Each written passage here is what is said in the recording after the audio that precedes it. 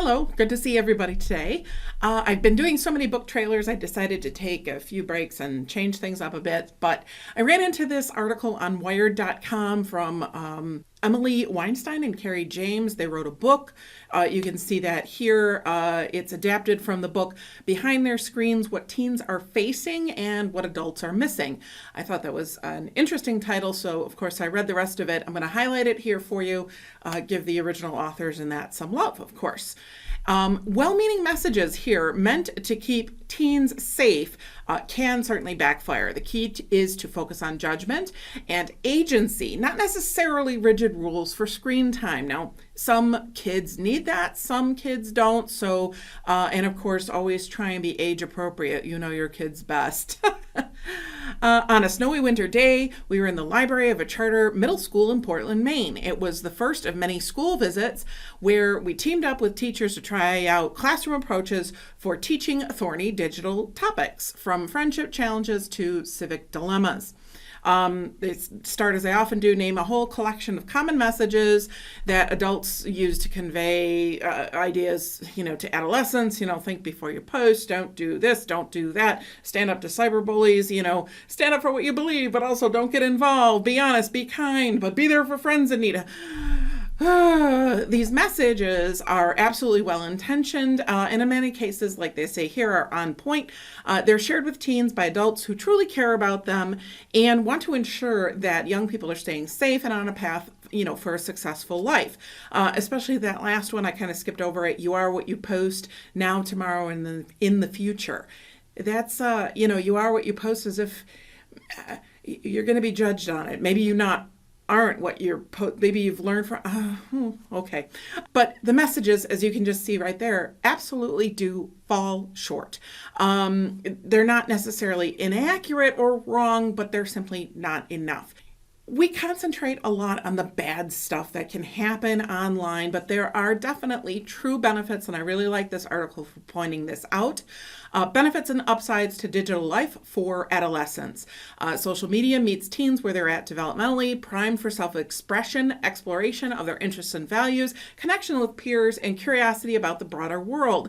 The struggle shows up as they fight to regulate digital habits amid powerful design polls. That's really important because apps are designed, and we know this, to be as addictive as possible, to keep those eyeballs on the screen. Okay. And developmental sensitivities. It surfaces also when features like Snapchat streaks compel ongoing exchanges that they may not actually want to keep up. That sounds a little weird, but that's true. Also here, when someone asks for nudes, they feel like every decision, including saying no, is a lose-lose decision.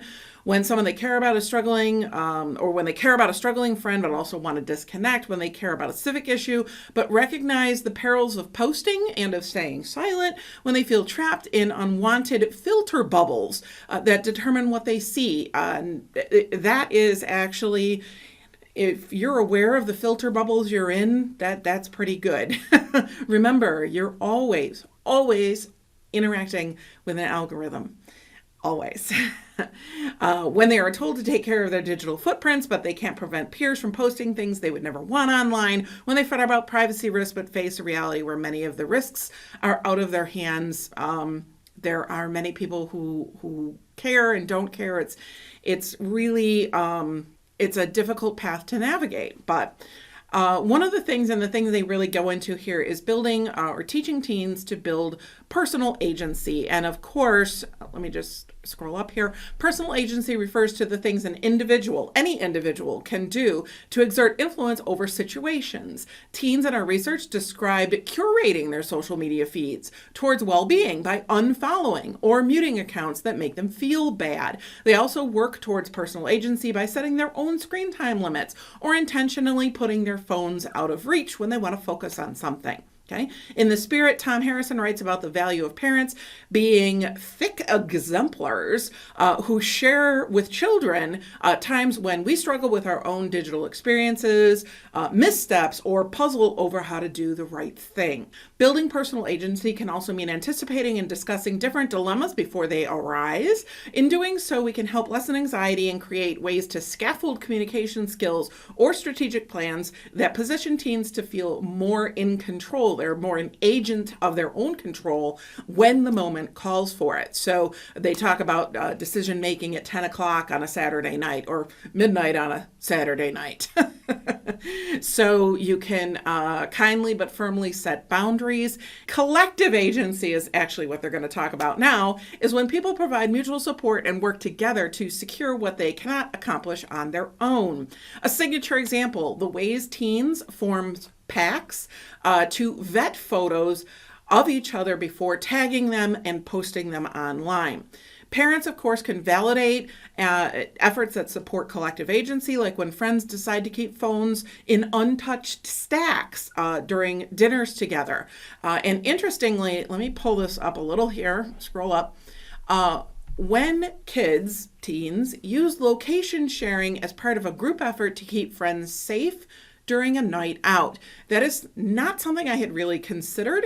And I thought that was actually quite interesting. That's a great way of using things like location sharing in a really good and proactive manner. Okay.